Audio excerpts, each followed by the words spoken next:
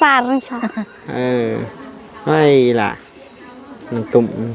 พ่อกับแม่มาเยี่ยมยามไปน้องเอ้ยโดนๆเท่านึงมันเมื่อยเจ็บตลอดท้องมันหรอพิษกรรมพิษกรรมเนาะกินนั่นแหละเนาะมันเข้าแดดบ่ไหวเลย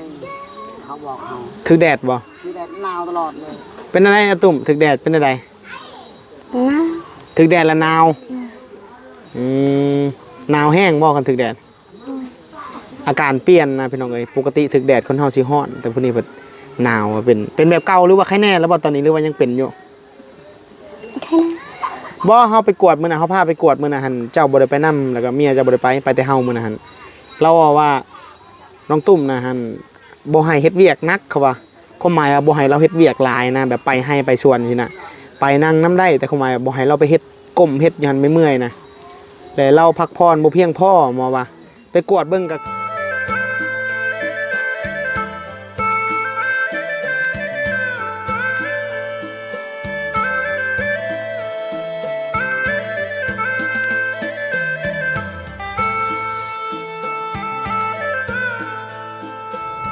กาดสบายดี FC เบิร์ดสกูทุกคนพี่น้องเมื่อนี้สิเดินทางเข้าไปบ้านน้องตุ่มพี่น้องไอ้เนาะคนทางแหงแน่แล้วใครแน่แล้วพี่น้องเอ้ยขาดว่ารถบิลีคือสิเข้าไปได้อยู่เดี๋ยวถ่ายรถนี้มาวิดก่อนพี่น้องเอ้ยหลายมือแล้วบิลีบ่ได้เข้ามาหาน้องตุ่มเนาะมื้อนี้ก็ซื้อปลานิ่นมาให้น้องพี่น้องเอ้ยปลานิ่นมาให้น้องตุ่มตามิดคิดว่าสิเข้ามาบ่ได้นะก็เลยว่าซื้อแต่ปลานิ่นโลนึงไปพี่น้องเดี๋ยวเบิ่งเด้อสิขึ้นทางใดได้เนาะขึ้นตรงพี่น้องเอ้ยขึ้นตรงคือสิได้อยู่พี่น้องเอ้ยคือสิบ่ค่า ขึ้นทางนี้ทางมันเพ่ทางนี้พี่น้องน้ำไหลทางแตกได้ทางนี้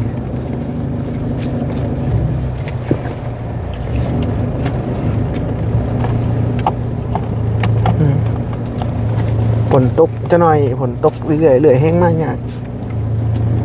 ตกแห้งมื่นเป็นไงบูฮูว่าน้องตุ่มซักให้แล้วละบ่หรือยังเนาะ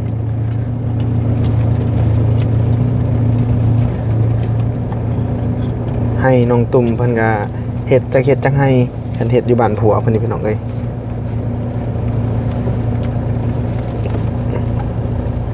แต่ว่าให้แต่ละให้ก็มีแต่ให้ไก่ๆขึ้นน้องตุ่มก็เราก็ยังไปเฮ็ดเวียกคือเก่าเลยพี่น้องเอ้ยเป็นยังคือไว้นั่นเพราะว่าไปน้ำกันกับผัวปัดคันเห็นผัวเฮ็ดปัดบริเฮ็ดน้ำผัวปัดจักแนวใดนะพี่น้องเอ้ยถ้าบิลีเบิ่งเรานะเราว่าเราเฮ็ดออกไปให้คู่มือช่วงนึงบิลีบ่ได้เข้ามาหลายมื้อแล้วมื้อนี้สิไปถามน้องอีกว่าเป็นจังไดหากคนเฮาแบบคือเราแท่งลูกว่านั่นน่ะมันก็ยังเมื่อยคือเก่าแหละพี่น้องเอ้ยคันสิว่าเฮ็ดเวียกนักมันก็ต้องเมื่อยนั่นแหละเพราะว่าช่องมาแล้วมาบวกนำเราแบบอาการเรายังบ่ปกตินะพี่น้องเอ้ยเรื่องแทงลูกนะอันนี้ก็ยังอยู่ในราวเดือน1เดือนปลายนึงเนี่ยแต่เราแทงลูกมานี่ก็บ่ได้ดนนะพี่น้องเอ้ยแต่ว่าเราก็ต้องไปทำงาน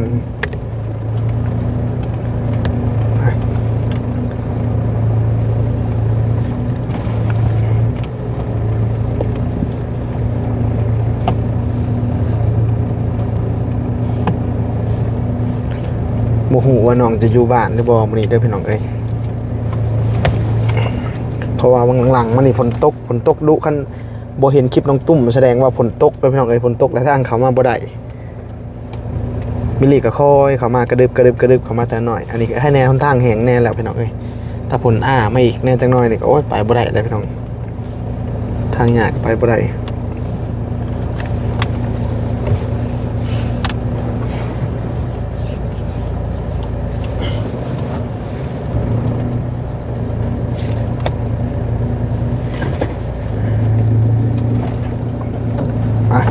ลุยบัดนี้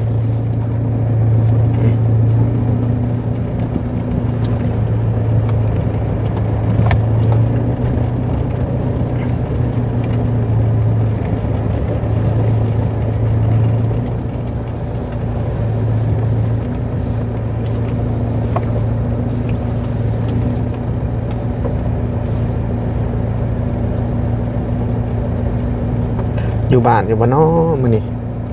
น้องเอ้ยบ่ได้เจอกันหลายมื้อเลย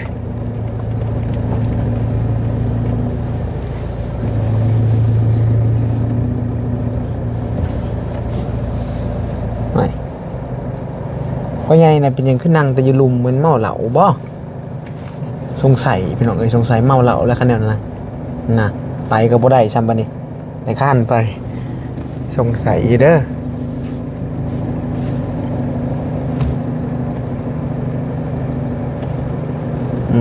คือสิอยู่ได้พี่น้องเอ้ยมื้อนี้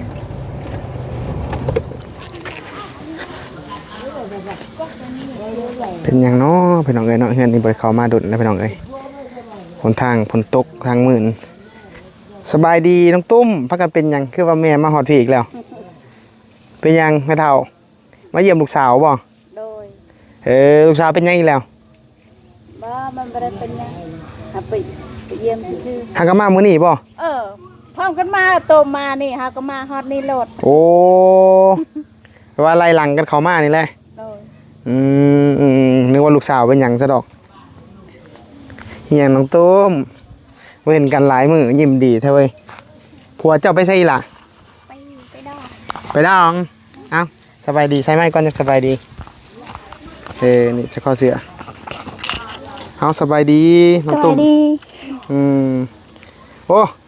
ผมจะเอาไปเฮ็ดอยู่ห้านได้นี่เวอร์สั้นได้นี่ช่วงผมนี่นะ ผัวไปใส่ก่อ ไปดอก ดองอยู่ไสอยู่บ้านได้ดอง ตรงนี้ ฮะ วันนี้ อยู่บ้านนี้ โดย งานดองบ่ งานดอก มื้อนี้ซื้อปลานิ่นมาฝากเจ้าได้มื้อนี้กินแต่ปลานิ่นก็ได้เนาะ โดย เจ้ากินแต่ปลาเจ้ากินแต่ปลาปลานิ่นกินได้ปลาดุกกินบ่ได้ อืม ค่ำบ่ผัวมาผัวบอกบ่จังโมงผัวมา ประมาณ3 โมง ประมาณ3 โมง โอ้คนอยู่บ้านนี่เขาเจ้าแต่งงานบ่ อืม เฉพาะเขาเห็นพ่อไอ้แหล่เมาอยู่ซั่น โดย มาแต่ดองบ่จักนั้น ก่อยมาไปดอก เจ้าก็มาแต่ดอง อืม จะไปช่องผมสภาพนี่บ่ลูกไปดองนะ โดย โอ้ยพี่น้องเอ้ย ไปสภาพนี้เลยเด้เพิ่นน้องตุ้มกระโตไอ้ยังพี่น้องเอ้ย แล้วบ่ให้นะผัวเจ้าเฮ็ดแล้วแหละชักให้นะ แล้ว เอาเป็นหยังมาบัดนี้คือต่างๆบัดนี้ว่าจังใด แล้วนะ แล้ว อืม เอาเว้าได้ไหมมีหยังสิเว้าล่ะ เป็นอีหยังเลยดิ ภูเขาแล้วนะ ปลูกข้าวแล้วแม่ก็ดีแล้วปลูกข้าวแล้ว ยังเห็นเออ เฮ็ดหยังวะยังเฮ็ดอีหยังเดี๋ยวนี้เอานี่อันนี้ปลานิ่นเด้อปลานิ่นเอาไว้เฮ็ดกินพี่น้องไอ้ซื้อปลานิ่นมาประมาณโลนึงโลไปยังเลยน้องตุ่มเว้าดีๆด้วยอีหล่ะก็เว้าซุปง้อซุป เบี่ยวอยู่นี่ ยังเห็นยาก ฮะสิหญ้าลกหญ้าบ่ โดย คันบ่ลกมันเป็นหยังซะคันบ่ลกมันสิเป็นหยังล่ะมันตายบ่มันตายแล้วเนาะคันบ่ลกเนาะ โดย จักปีนี้ผัวพาเฮ็ดจักอันนั้นเฮ็ดให้นี่จักบอน วันที่ วันเดียวบ่เฮ็ดให้บอนเดียวพี่น้องเอ้ยคือเกือบตัวนี้ละเกือบไหม้ไปใส่เกือบไหม้ก็ไปใส่ เลือด อยู่เฮือนใส่แต่เกือบเก่าเอาก็ได้เนาะโอ้น้องตุ่มพี่น้องเอ้ยผัวเจ้าเมาบ่กวางเมาบ่ฮะบ่ได้เมา อะไรมา พ่อก็แม่นให้กะมานี่บ่ เลย โอ้มาเยี่ยมเจ้านี่แหละ เลย หลายมื้อเราบ่เห็นเนาะ เลย เจ้าก็บ่ได้มื้อหาเพิ่นดนแล้วแม่นบ่ เลย พอดีเห็นพ่อกับแม่เจ้ามาเพิ่นไปใช่แหละพุ่นแล้วย่างไปหลินทางพุ่นแล้วข้อยคิดว่าจะบ่สบายใช่ดอกพ่อกับแม่เจ้ามาจะบ่ได้เป็นหยังติ ว่า ปกติเนาะบ่น้องตุ้มคันสมมุติว่าเจ้าแล้วให้แล้วยังนี่เจ้าไปได้ไปเฮ็ดให้ซอยแม่อยู่บ้านอีกบ่ได้ไปบ่ เลยยัง ฮะว่าน้องละว่าจังใด เดี๋ยวไปเฮ็ดช่อยเพิ่นต่อบ่หรือว่าบ่ได้เฮ็ด ไป ฮะ ยังวันละ ยังบ่แล้ว ยังละเชียร์ มันยังเกาะมันได้เสียหญ้าอีกบ่ เลย แล้วใช้ยาไป คันแล้วใช้ยาไป โดย อยู่พี่ก็มันจะไก่เนาะคืออ้ายก็บ่ติอ้ายแล้วคืออ้ายเคยบอกก่อนนั้นนั่นแหละถ้าฝนตกก็อ้ายบ่ได้เข้ามาอ้ายว่าฝนตกมันเข้ามายากเด้ โดย รถบ่มีโฟคันว่าฝนบ่ตกก็เข้ามาได้เข้ามาสบาย อันนี้มันแห้งแน่มื้อวานมื้อซื่นยังน้ำหลายเนาะฝนตกอยู่ติอยู่พี่ก็ มันตก ตกทางหมื่นอยู่ แล้วพี่น้องไอ้วิลลี่ก็บ่ได้มาพี่จังว่าบ่ได้มาหาน้องหลายมื้อแล้วปลานิ่นมันตายแล้วบ่นะคือสิตายแล้วเนาะหากระซื้อมาเมื่อกี้นี่โลดใช้ข้อได้ใช้ข้อไม่ใช่คือ2เซนพุไปตุ้มใช้ข้อไม่ใช่คือ2เซนได้ปลาเถอะนี่ที่เซนงามๆพี่น้องเอ้ยใช้ข้อมาอยู่นี่เป็นห่มที่ว่าบนหนึ่งที่ว่าเป็นตานั่งลิ้นพี่น้องเอ้ยแต่ว่าเบิ่งกันกระตูเพิ่นพอเพิ่นเอารถจักรมาพี่น้องเอ้ยเราว่ามาทางใดเนาะนั่นเนาะคือบ่เห็นกันเดี๋ยววิลลี่ก็ไล่หลังมาแต่เน็ตเราหาก็มาฮอดแต่วิลลี่ก็มาฮอดเลยแล้วว่ามันรถพอเพิ่นจักไปทางไหนแล้วพอเพิ่นก็กินแล้วบ่เข้านะน้ำตุ้ม โดย ฮะ กิน กินกำยังอีกล่ะ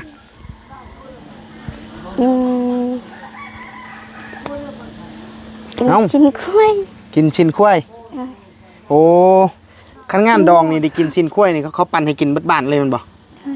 คันเขาเฮ็ดเฮ็ดดองนี่เนาะ ไปกินอยู่ดอก จะไปกินยี่ดองบ่กินหลายบ่ชิ้นเขานะ ลา กินหลายเนาะชิ้นข้วยเนาะโดนได้กินเท่านึงพี่น้องเอ้ยแล้วยาบำรุงเลือดเดี๋ยวนี้ก็ยังกินอยู่บ่ กิน ตัวบ่จักได้กินอยู่บ่ได้พอดีๆดู กิน กินเนาะก็ดีอยู่พี่น้องเอ้ยเพิ่นกินยันแต่เพิ่นบ่กินแหละมาตอนนี้มันจะครึมๆฝนตกแน่พี่น้องเอ้ย3 โมงว่าผัวจะมา โดย ผัวบอกว่าเมื่อก่อนรถเมียมื้อนี้ผัวกินเหล้ากันจังซั่นบ่ ว่า หมู่เราหลายหั่นเลยน้ำหมู่เราเนาะเล่นน้ำหมู่แล้วก่อนมาแล้วจังมาเล่นน้ำเมียอยู่เฮือนเพิ่นว่าเอาเป็นยังจะคือบ่อยู่น้ำผัวก่อนซั่นอยู่ดองไง โมเมื่อ หมู่เจ้าเมื่อแล้วคนบ้านใดเอาคนบ้านใดน่ะ วันนี้ ฮะ วันนี้ บ้านนี้เขาไปเอาคนบ้านใดน่ะ เอาคนมันแกงไข่ ฮะ แกงไข่ แกงไข่แกงไข่นี่หมู่เจ้าบ่ ว่า รู้จักเขาอยู่บ่บ่ฮู้เพิ่นคนบ้านนี้บ่ผู้ชายน่ะคนบ้านนี้บ่ โดย ไปเอาเมียอยู่พุ่น โดย สิว่าว่าง่ายใช่ว่าอากวางนี่ก็หมู่เจ้าบ่าวกันซั่นเนาะถือว่าต้องอยู่หั่นแหละมื้อนี้ใช่คือบ่มีเสียงตู่เสียงหยังล่ะมื้อนี้ ตูอยู่พุ่น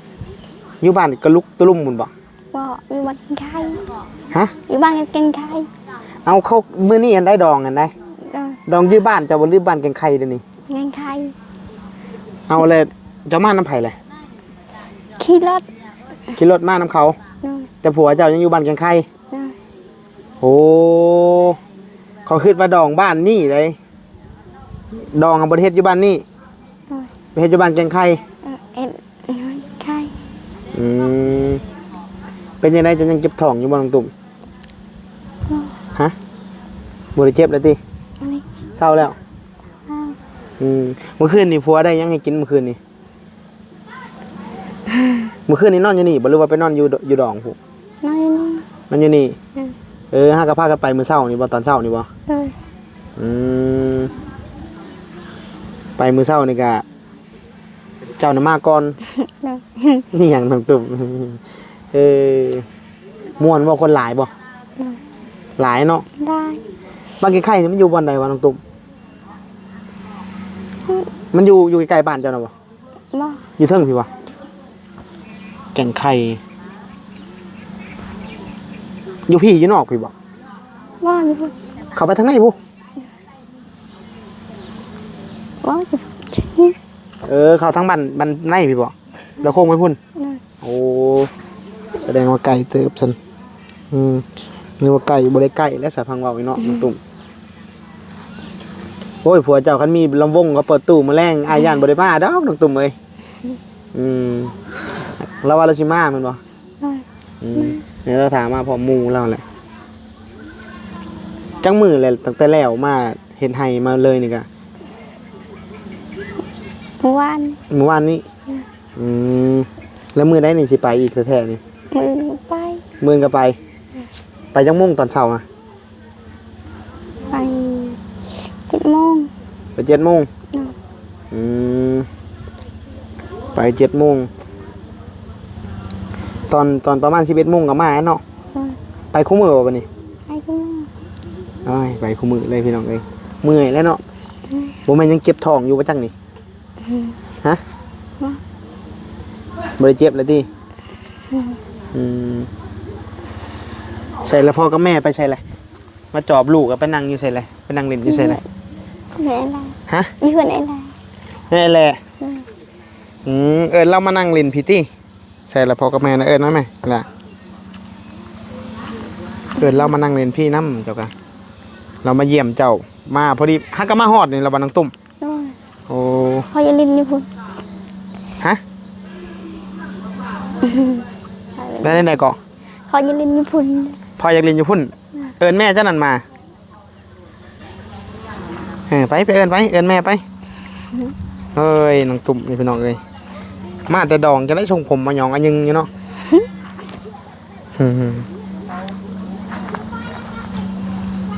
เบะเบะ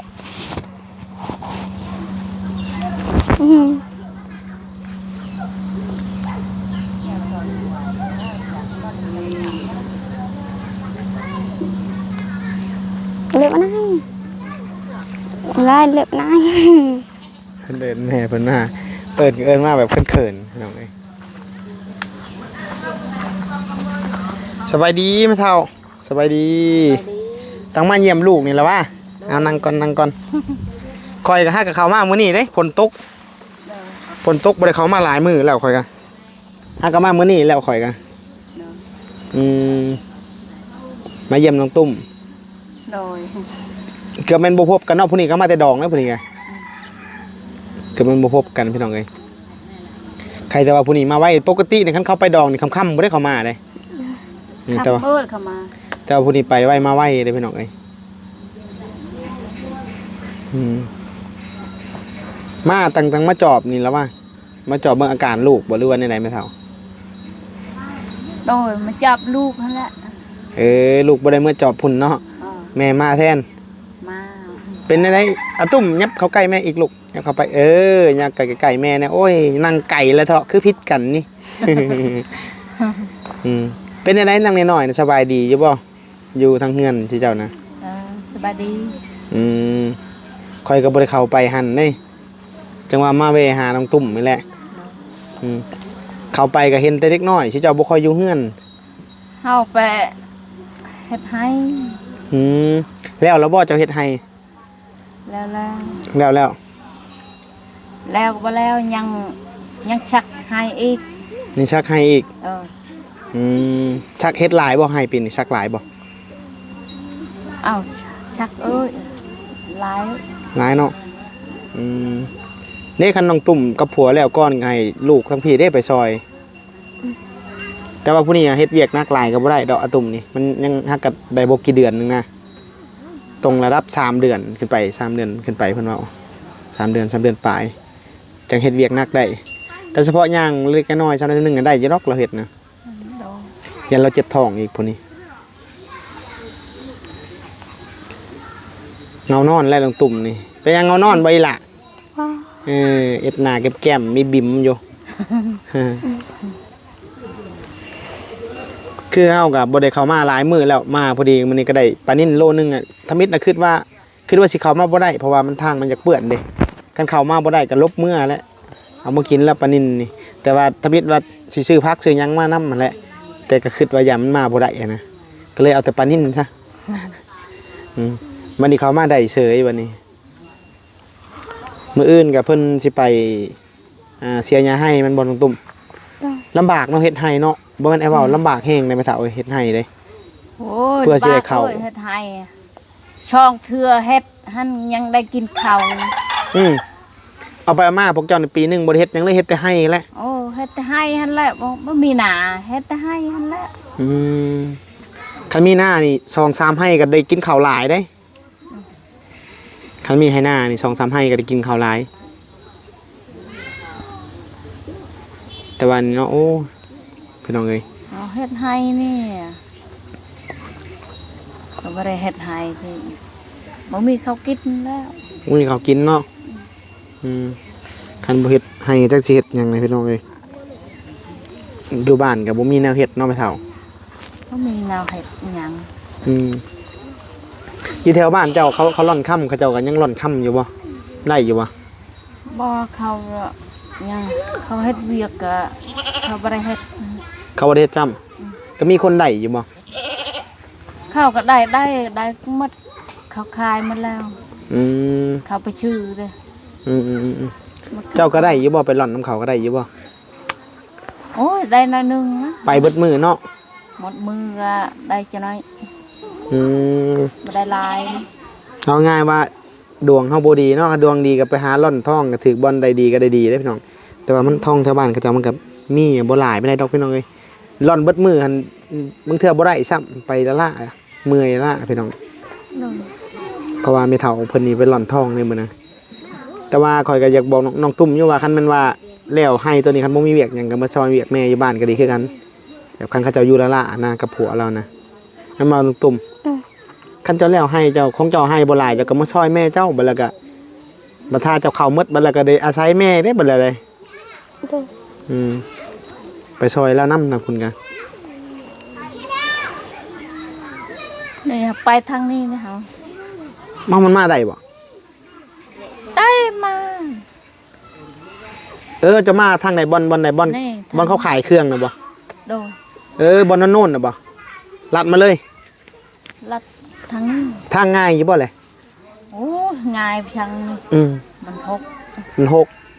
รถประหลาดไต่ประหลาดเนื้อมาเลยบ่ โอ้ยไปเบิ่งรถเฮาร ถเพเนาะ เพเพิ่นรถ เป็นจะได้ลูกชายเจ้าฮะผู้เสี่ยวเมียนั่นเป็นอะไร ลู ล่ะ กชายไปอยู่นำเมียมันพุ่นแหละ นี่บ่ทันได้แต่งติก็เขาให้ไปอยู่บ่ คือให้อยู่อะก็แม่มันไปแขกอะมันอยู่นั่นคันแม่มันบ่ได้ไปแขกอะมันเมื่อ ความหมายว่าเวลาแม่เขาบ่อยู่ไปเฮ็ดเวียกเฮ็ดงานแล้วก็อยู่หันแต่เวลาแม่เขาบ่อยู่แล้วก็มาอยู่เฮือนพี่ โดย เพื่อแม่เขากลับมาคืนแล้วมาอยู่เฮือนเนาะก็ดีตัวนั่นน่ะเขาเห็นเขาสิบ่ใหม่บ่ จักมันเขา ใหม่บ่ใหม่ก็คือว่าแล้วเนาะเฮาก็เพิ่งบ่มีเนาะ แล้วเฮาก็บ่มีฮ็ เท่าไหร่ก็ค่าดองเพิ่นเว้ามื้อน่ะเท่าไหร่ว่าลืมเลยมึงเด้อผัวเจ้าเท่าไหร่ก็จักล้านก็ค่าดอง 16ล้าน ยังบ่รวมงวนรวมข้วยอีกบ่มีข้วยอีกบ่ โกยโคแอนต่างหาก ค่าดองนี่ซื้อ16ล้าน โดย ข้วยก็ตัวนึงระดับ10ปลายล้านกับ20ล้านแล้วคู่มือนี่ข้วยนึงอ่ะ เฮาบ่มีควาย มันบ่มีข้วยเนาะ แบบว่าคันได้เงินจะให้ชื่องัวน้อยๆหั่นล่ะงัว งัวน้อยๆบ่ โดย มันพอดีแล้วฮีดแต่ซะเนาะ โดย เขา เขาจะได้เติบก็เฮาบ่มีเงินเฮ็ดได้ เขาจะได้ตัวใหญ่ก็เฮาบ่มีเนาะเฮ็ดแนวใด บ่มี แม่ นี่ น ก็เวทฮีดก็แล้วจะได้ตัวใหญ่เฮาบ่มีเฮ็ดได้ เอาสบายดีพ่อโอ้ยสบายดีเอานั่งน้ำแม่ก็ได้โอ้ยผ่านทำแม่มาจอบลูกบ่ โดย พลาดบ่รถพลาดไปนำทางบ่ โอ้ยมื่นรถ มื่นเบิด สองคน อย่าเข้ามาอีกตุ่มอย่าเข้ามาอีกไม่อยู่เจ้าลูกมื่นมานำทางก็ถึกกันเนาะ น้อยนั่นแหละสองคนอยู่ไอ้หางมันตัด ร ต ถ ลอด รถอีห่างเนาะโคมมาเลยแล้วแถวนั้นรถจักรคนกับตัวอีห่างวิท่าอย่างกินเลยพี่น้องเลยมาจอบลูกสาวเนาะ โดยจบลงแล้ววันได้เลย2 อาทิตย์ แต่โดนและคอยเอามาเขามาในประมาณอาทิศนึงเนาะตุ่มเนาะ ประมาณอาทิตย์หนึงแล้วก็ฝนตกมาบ่ได้เลยทางยากอันนี้ฝนตกมาบ่ได้แล้วก็บัดนี้ฝนเช้าตกนั่นแหละจึงเข้ามานี่โอ้ยามนี่มันยามฝนนะจังว่าบอกน้องตุ้มอยู่ว่าคันแล้วให้แหละให้เพิ่นไปซอยให้เฮ็ดเวียกพวกเจ้ามันสบายเฮาเข้าไปหากับมันใกล้แน่อยู่หั่น เนี่ยมันเอาทันแล้วสักหายก็ยังทันแล้วเลย ยังบ่แล้วบ่เจ้ายังหลายบ่ โอ้ยยังลายเติบนะ ยังหลายเติบน้องตุ้มอันไปตีกับคนบ้านใดมาเจ้านะทรงผมคือเอ็ดย้องอยู่คือเขาดึงผมนี่แหละ กี่หลอดฟาดต้องชอบ เฮ้ยล่ะน้องตุ้ม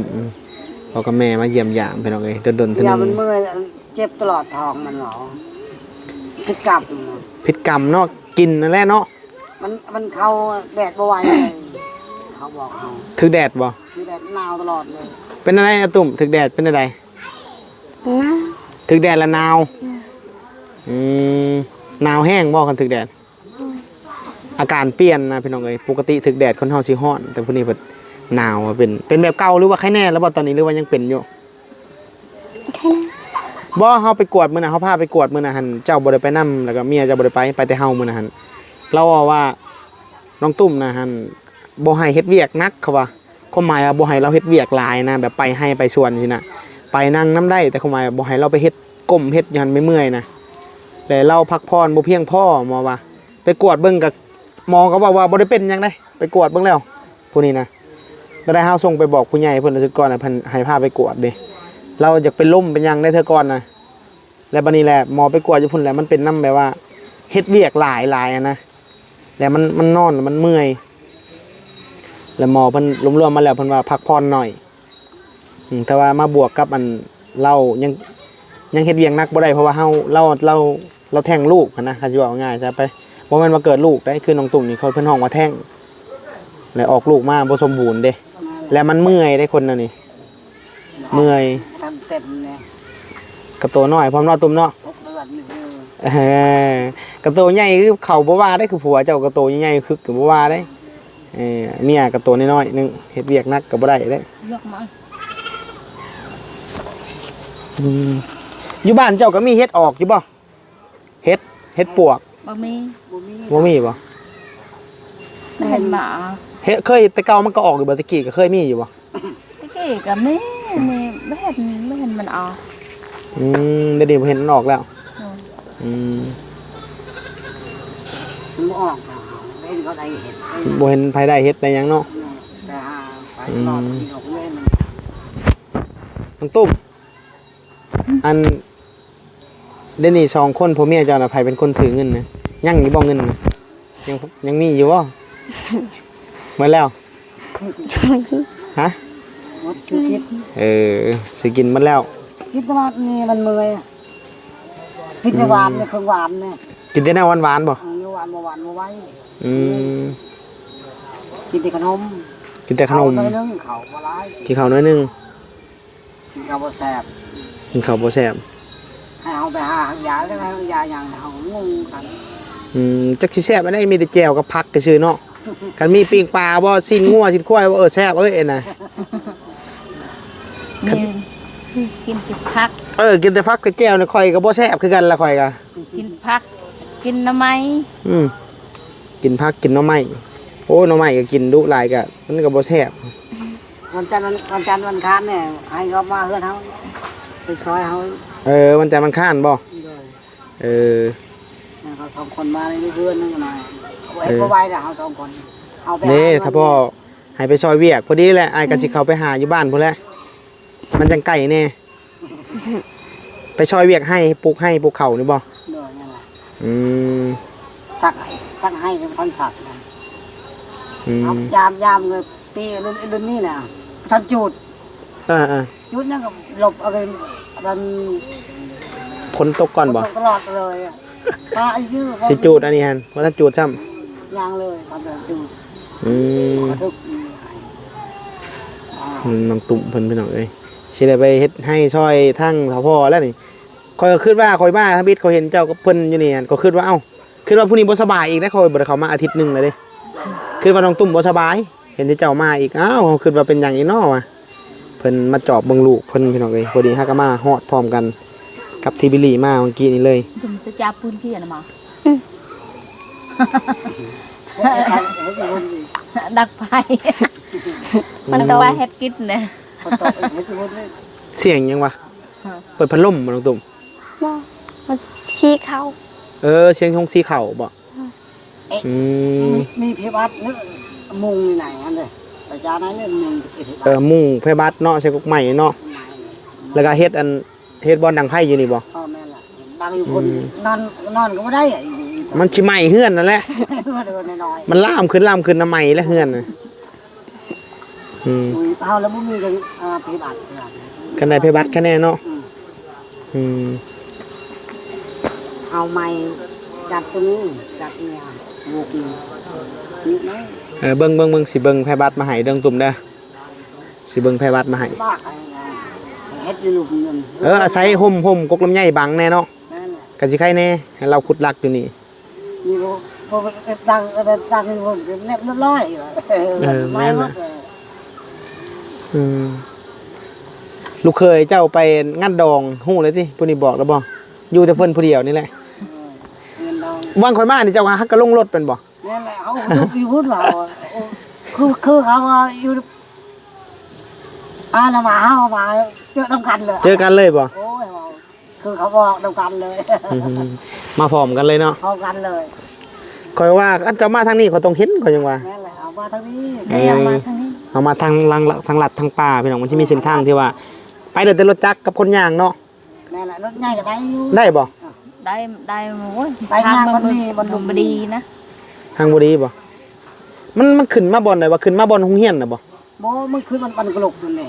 บ่อนขายเครื่องข้างๆบ่อนขายเครื่องน่ะบ่ นั่นแหละ มันจะมีทางห้อมน้อยๆเข้ามาน่ะบ่ นั่นแหละมันนั่นแหละ เออ เพียงแน่บ่มีผู้มียังทางนั้นเนี่ยใกล้ๆ มาค่าอยู่นี่บ่ ข้าอยู่น้ำนี่ มันเป็นห้วยบ่นี่กะ เป็นหัวช่อง